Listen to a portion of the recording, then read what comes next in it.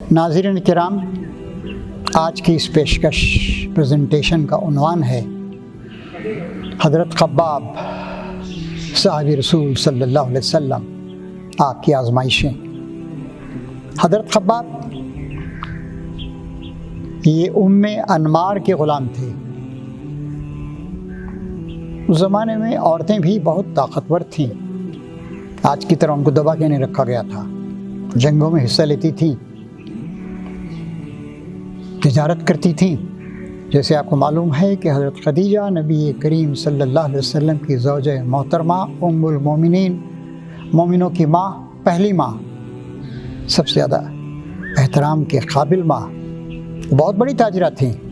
شاید ان کے مقابلے کا اور کوئی بڑا تاجر مکے میں نہیں تھا۔ چنانچہ انمار یہ بھی اچھی خاصی پاورفل خاتون تھیں، اور خباب وہ لوہے کی سلاخوں کو گرم کرتی اور ان کے سر کو اس سے داغ دیتی اور طرح طرح کے ستم کرتی۔ ایک دن اس نے کولے دہکائے اور ان پر چت لٹا دیا حضرت خباب کو۔ بعد کے زمانے میں جب اسلام غالب آ گیا، ایک بار انہوں نے اپنے کچھ ساتھیوں کو اپنی پیٹھ پر سے کپڑا اٹھا کر دکھایا کہ وہ کوئلوں سے جو جلایا گیا تھا، کوئلوں پر لٹا کر دبا کر، اس کی وجہ سے جیسے برس کے داغ ہوتے ہیں سفید سفید، پوری پیٹھ پر داغ تھے۔ اس طرح اس پہ لٹا دیتے کہ کوئلے ٹھنڈے ہو جاتے، خون جو نکلتا، اس طریقے سے یہ ساری تکلیفیں برداشت کی۔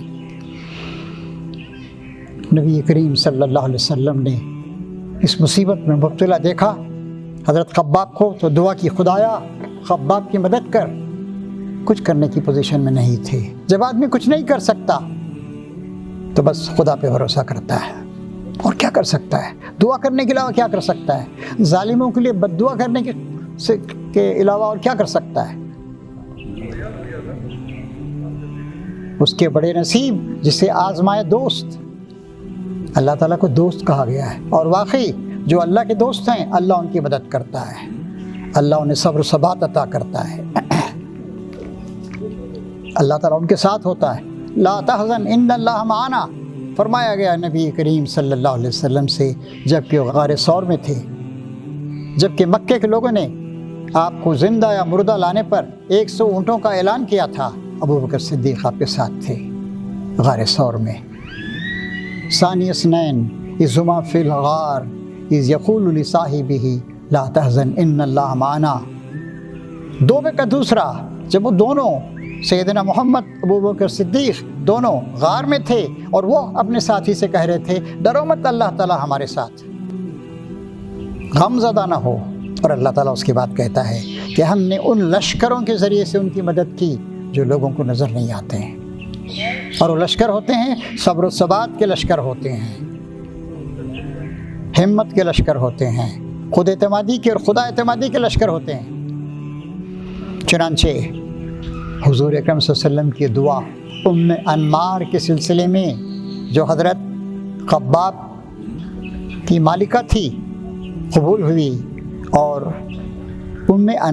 انمار کے سر میں کوئی ایسی بیماری ہو گئی، اب دیکھیں داغ دے کر بھی علاج کیا جاتا ہے۔ چنانچہ حکیموں نے اس زمانے کے یہ کیا کہ اس کے گرم سلاخوں سے سر کو تاپا جلایا جائے۔ تو اس طریقے سے دنیا میں ہم دیکھتے ہیں آج کے بہت سے شداد، آج کے بہت سے فرعون، ان کا کیا انجام ہوا؟ مصر کے ایک صدر کا کیا انجام ہوا؟ پڑوسی ملک کے ایک پرائم منسٹر کا کیا انجام ہوا؟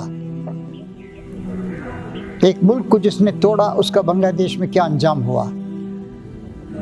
ایران کا بادشاہ آریہ مہر، آریوں کا سورج، اس کا کیا انجام ہوا؟ زمین میں اس کو کہیں پناہ نہیں ملی۔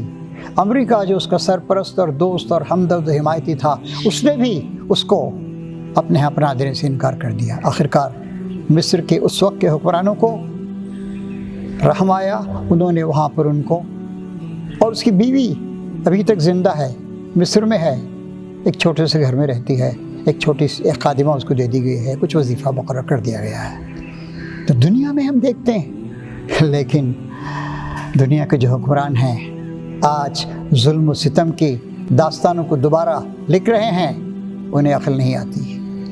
ٹھیک کہا تھا اکبر الہ آبادی نے، جو ایئر شپ پہ چڑھے، ہوائی جہاز کو پہلے ایئر شپ کہتے تھے 1910 20 25 میں، جو ایئر شپ پہ چڑھے تو ہم ہی ہیں، خدا نہیں ہے، جو ایئر شپ سے گرے تو لاش کا بھی پتہ نہیں ہے۔ سب کو مرنا ہے، سب کو اللہ کے حضور جانا ہے، لہٰذا ہمت کے ساتھ، خدا پر اعتماد کے ساتھ اللہ تعالیٰ کے بندوں کو اللہ کی طرف بلاتے رہیے، محبت کے ساتھ، عزت کے ساتھ، شرافت کے ساتھ۔ انشاءاللہ ایسے تمام لوگ کامیاب ہوں گے۔ اے رب ہماری مدد فرما، ہمیں صبر کی توفیق عطا فرما۔